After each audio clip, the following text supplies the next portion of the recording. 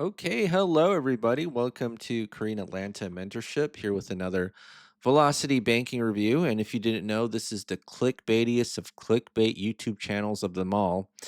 And today's video is about velocity banking doesn't work, but let's do a demo anyways. And the reason I talk about this is because you actually don't have to believe in your product if it works or not in order to do a demo, right? And you know where I got inspired by this because I used to do a lot of vendor and demo marketing back in the day.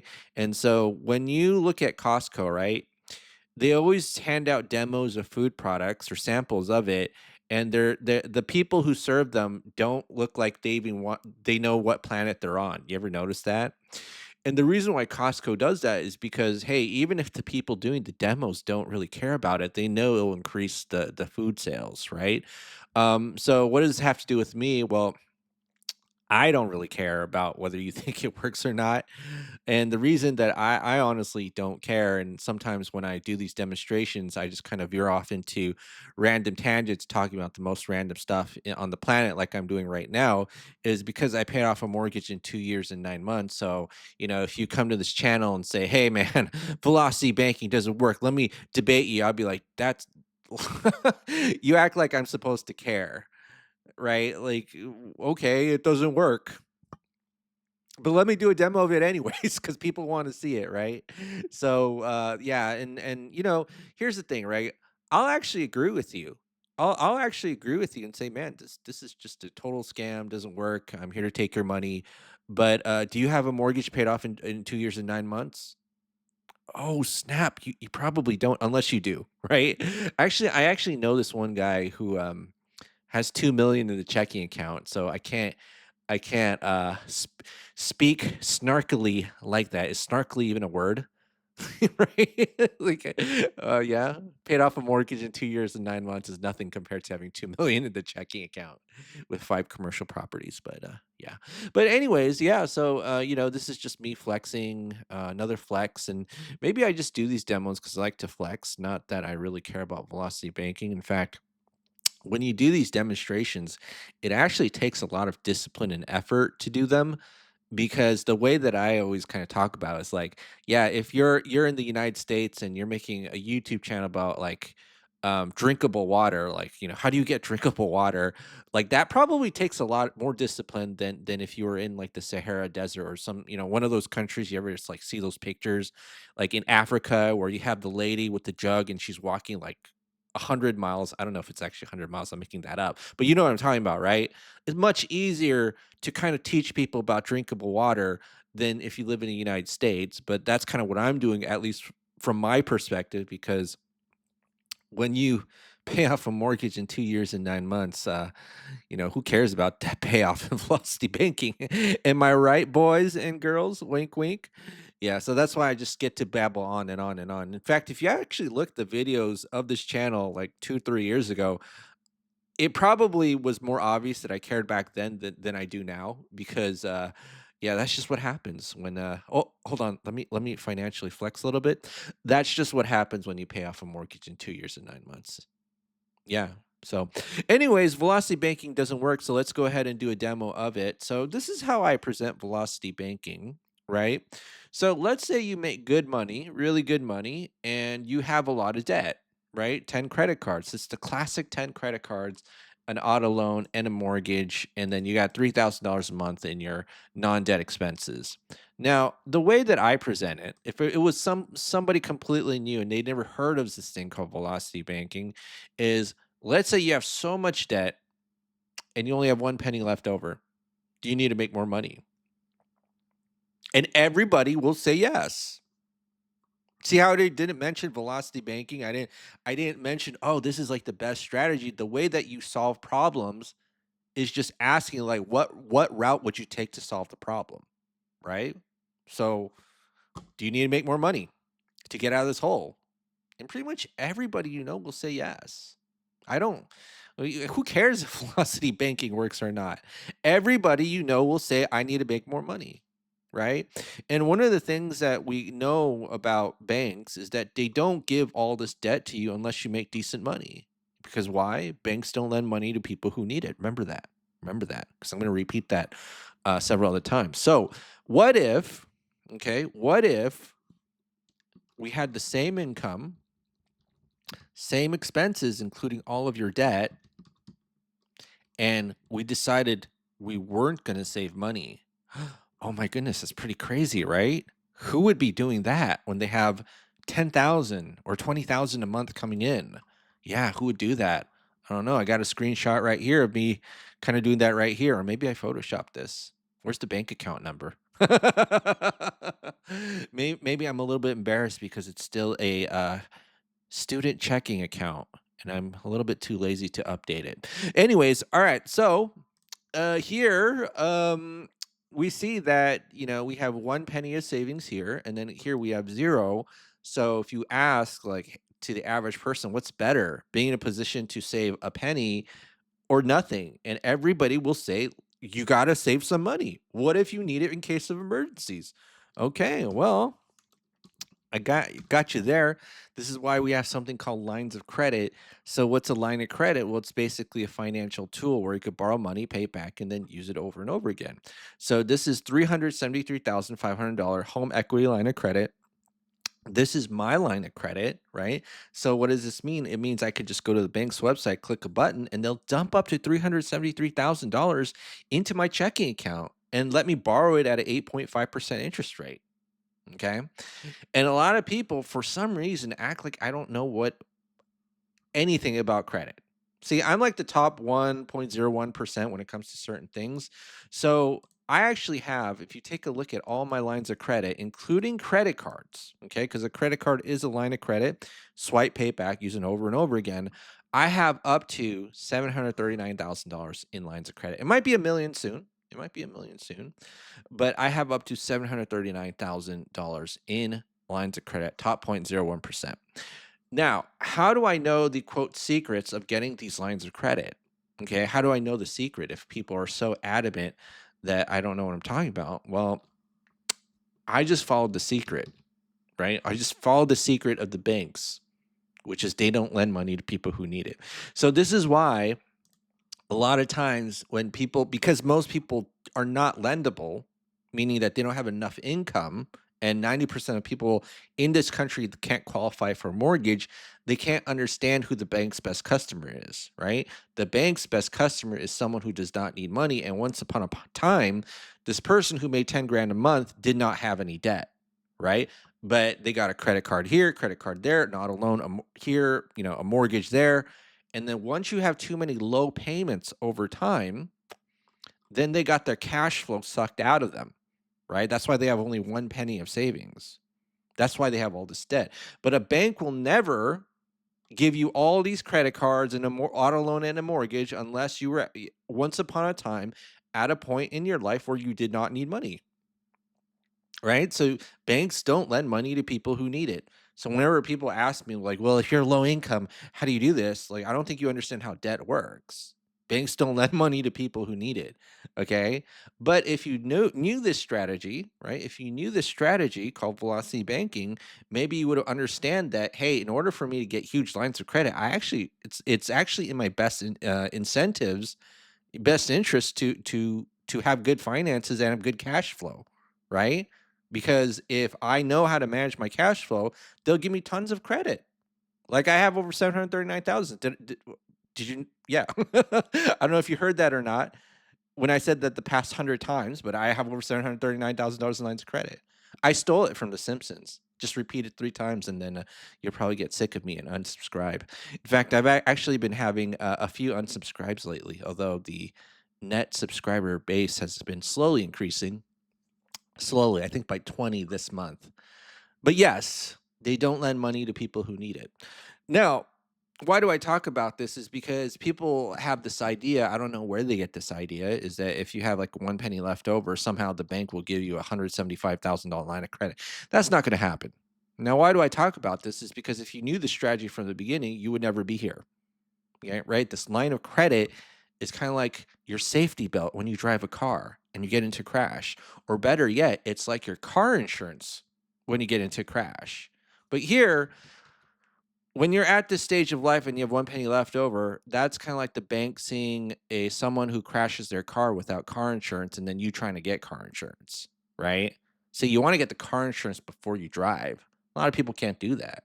That's because a lot of people's mindset is, "I'm only gonna go to a bank when I need money." So, alright, but for the demonstration, we're gonna assume we have a $175,000 line of credit.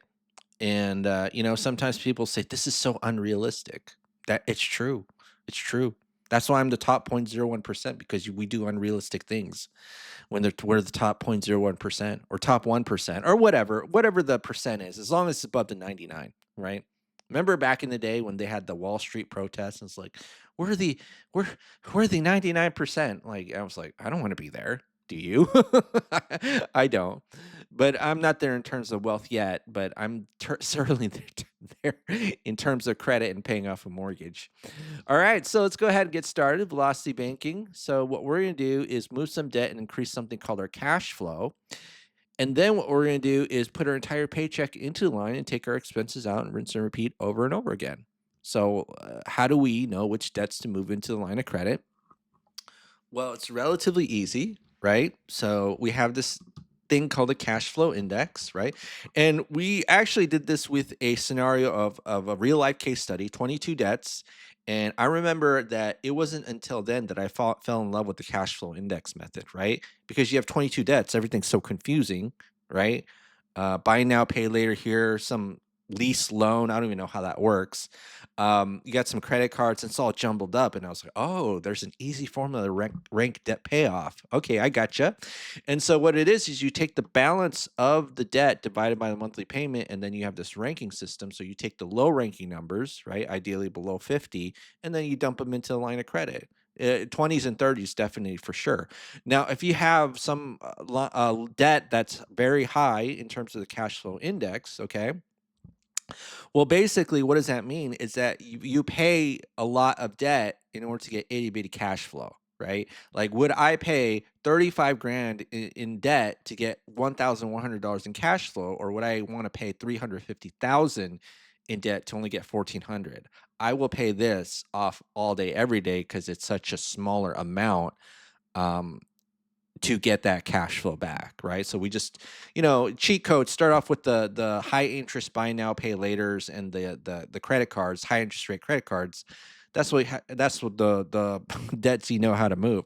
And so what we're going to do, and let me just do this 5, 8, 15, 27, 37, 10, 35, 12, 15. I'm going to go ahead and sum these up.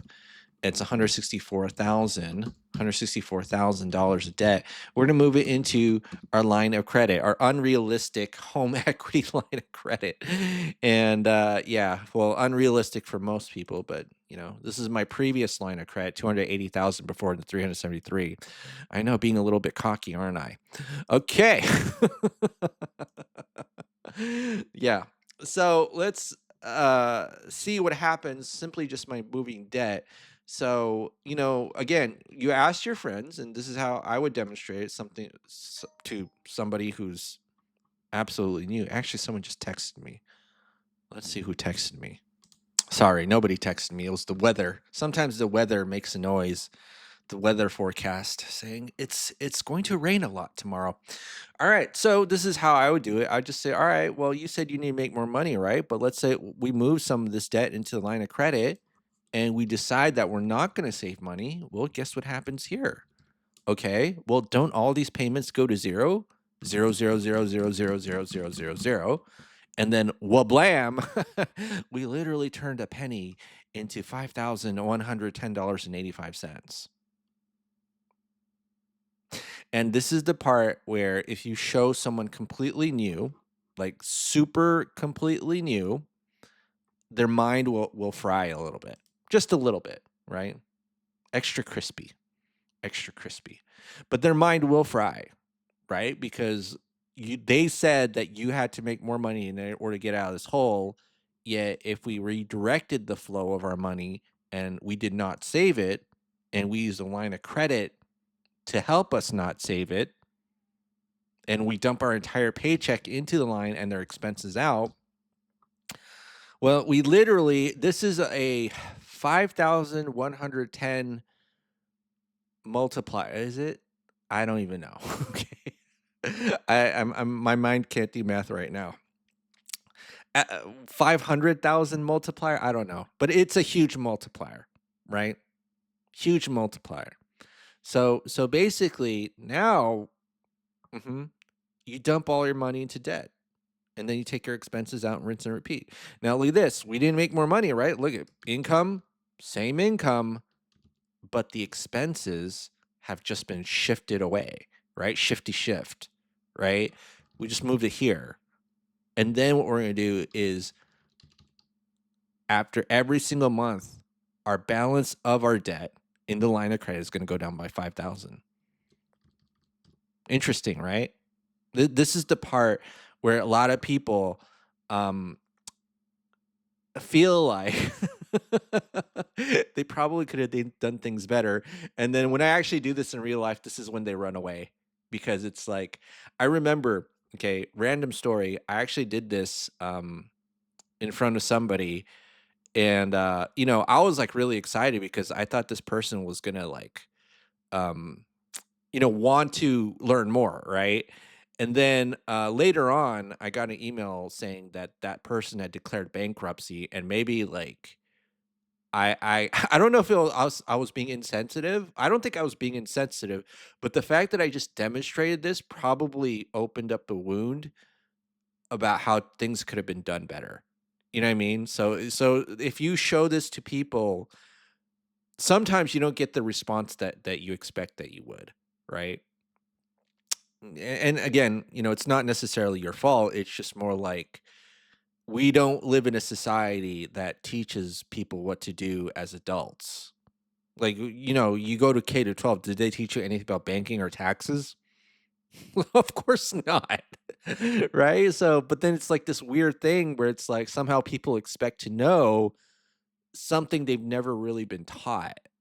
Right? Like this weird shame. I was watching an episode of Kitchen Nightmares, and there was like a chef who graduated from culinary school, and because like his friend has all the capital, decides to make his friend the head chef who just graduated culinary school, and then the restaurant turns out to be a disaster, right? The most rational thing would have been work a few restaurants maybe for at least a couple of months, and then if you want to be a head chef, go ahead and do it. But he just decided that, I should know how to be a head chef just because his friend had the capital to find, support the restaurant and support and establish the restaurant. Anyways, enough blabbing. And the reason I'm blabbing is all it's just because I paid off a mortgage in 2 years and 9 months. All right. Enough of the flex. I think I flexed a little bit too hard to the sun. All right, so let's go ahead and do this. So now we're gonna do paycheck previous. In order to get the next month's balance, it's the previous month's balance, previous month's interest minus the cash flow. So 5110.85, and then obviously we have to pay the 7.5% interest, right? 7.5% interest that we're going to have to pay for using that line of credit. Okay, so whoopsie, did I screw up? Hold on, let me redo this, right? So average daily balance, that's how they calculate the interest rate of the line of credit.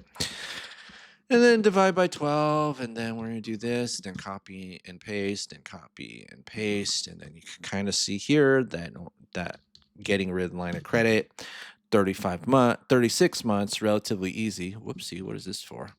Okay. So 36 months, the line of credit is gone, or the balance of the line of credit is gone. And voila, the credit card debt that we were worried about isn't there anymore. Okay. So now, how much was that again? It's $164,000. Okay. 164K. And then we're going to do this here, actually up to here. And then we have 2 loans left. Sometimes like I do the most of the loans that I usually put are auto, student, and mortgage because those are kind of like the 3 that most people have. But you might have like a personal loan in there, but there's really not much variations once you kind of hit the first credit cards and move them into line of credit and also the buy now pay laters. But here, luckily, I have a loan calculator. Like, I didn't really think about this until I took actually some classes about how seller finance or just, uh, loans work. And there's this HP2 calculator.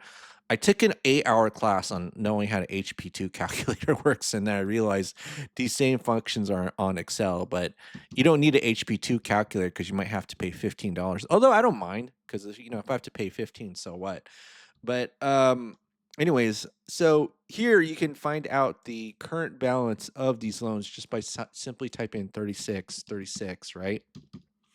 And then low cash flow index. So what we do is we move this into the line of credit, and then let's see where it goes from there. Control V, whoopsie, Control V, and then now I think so plus 9684.81. This should be gone in about a month, right? And so now what's our cash flow? It's 5529.26. All right, so we got that covered. And I'm gonna just do this. Okay, and so it's gonna be 5529.26, and then we're gonna do that, and then so we see that in 2 months, 1, 2, pretty much paid off. So 38 months, we're all good. So 38 months, and then it'd be 164 plus 23, so that's 187K. Whoop-de-doo. Okay, and then now we tack on the 30-year mortgage. So it's gonna be 38 months. And so I know some of you are freaking out because it's like, well, it's a 3% mortgage, okay? And yes, that is true, right? So if you have a 3% mortgage and you're moving it into an 8, 9, 10%, like a higher interest rate line of credit, kind of have to be a little bit careful, right? Because if you're basically moving this huge thing that gives you itty bitty cash flow from a 3 to 8 or whatever, okay? So you're going to end up paying a lot more interest than you normally would if you just either do extra payments or use a line of credit and use something called chunking, right? So what is chunking? It's just basically moving a piece of the loan into the line of credit, like just a piece, like chunk it, like kind of like bite size whatevers, right? Now, why might you want to still use a line of credit to pay off the loan? Okay. I would say that it's really two things. Number one, is if you want to prevent how you got started from here and you don't want to segregate your income, because again, why did you get all these little pieces of debt? It's because you segregated your income, right? You got into this situation because the way that traditional banking works is that your income comes in, it gets split all over the place, and then you leave the leftover in savings, right?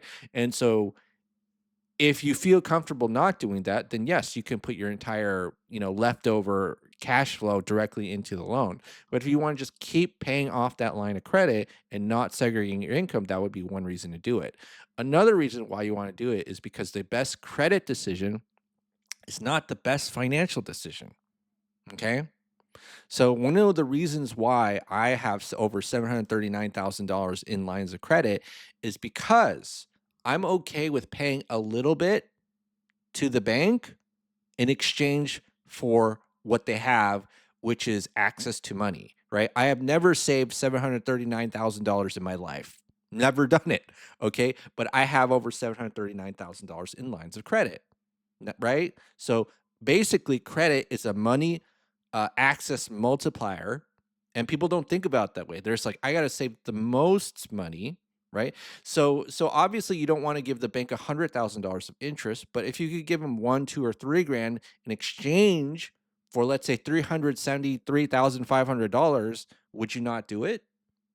Right? Because the credit is a money access multiplier, and you're not always going to save the most money in exchange for access to money, right? That's how literally a mortgage works, right? Like you don't have 350,000 saved up, so you need credit in order to buy that 350,000 asset, right? So you're not always going to save the most money. You might pay a little bit. Like I want to pay the minimum to the bank, but I'm still willing to pay the bank for access to money, right? So that's another reason. And here's the cool thing, I know somebody, so many people are like, I'm so freaked out because the interest rate used to be a 6 and now it's a 7. I don't care, right? Because I've done so many of these demos where it's like, all right, let's use a 30% credit card. Let's use a 30% credit card to pay off a 3% mortgage. It's the dumbest decision in the world, right? So let's go ahead and do this. So we'll say 350,000 balance, and then the current balance is 326,088.71, 326,088.71. And then what's the payment amount? The payment amount is 1475.61, 1475.61. And where I have our income and expenses, which is 10,004.87. So 10,004.87. And then our living expenses is everything except for the loan we're trying to pay off. So $3,000. And this is what I'll just do. I'll just put 11,000 chunk, and then blam. Okay. Actually, let me do 7.5. So you'll see the difference between 30 and 7.5, and you'll see it's about $5,000, right? So when someone is freaking out about, well, it's a 6. It used to be a 6, and now we're getting a 7. I'll even use a 30. And why would I use a 30? Well, I might not use a 30 for the entirety of this thing, but I might use a 30 because the best credit decision is not the best financial decision, right? So when I looked at my business credit card account a couple of days ago, this is one of my business credit cards that I used to set up an Airbnb, and we got an Airbnb up and running, right? Airbnb. Okay. So once I set it up, I made a lot of swipes. I'm pretty sure I paid some interest, right? And then I paid it off. And once the bank sees, whoa, you're paying off, let's say 10,000 a month, they're going to magically increase the limit, right? They're not stupid, because what they want is someone who doesn't need money. And so when they're seeing 10,000 over and over again, oh, they're going to increase the amount of access to money that you have, right? So there. Okay. All right. So that's 4.2 years, 30% credit card. But you know what? We'll save a little bit more money, couple grand, 7.5. So 4.1 years. I'm going to do this. And then this is going to be 38 divided by 12 plus 4.7. Yeah. Wait, did I say 4.7? Yeah, 4.1. My bad. My bad. So that's 7.27 years. 7.27 years. And we are debt free. Debt free. OMG. Okay. All right. So if you made it to the end of this video, okay, if you made it to the end of this video, here's the secret code word to let me know that you watched the end of the video. And you could type it in the comment box below. Just let me know. And the secret code word is: the best credit decision is not the best financial decision. That's the code word of the day. Type in the YouTube comment box below. Let me know you watched the end of the video, and then I'll be like, yes, yes. Faithful students, you have studied the material well. Okay. All right. That's it for today, folks. Korean Atlanta Mentorship. See you on the next video. And also, if you want to learn a little bit more, so there's a reason I make the same video over and over again, because there's a little bit more that you can learn if you click the Google form link below. I am an independent contracted marketer of educational products, so which means I get a little bit of commission for selling them. But if you're interested, click the Google form link below, and I'll see you all possibly in a Zoom call or whenever I feel like it. Okay, have a great day, and I'll see you all in the next video.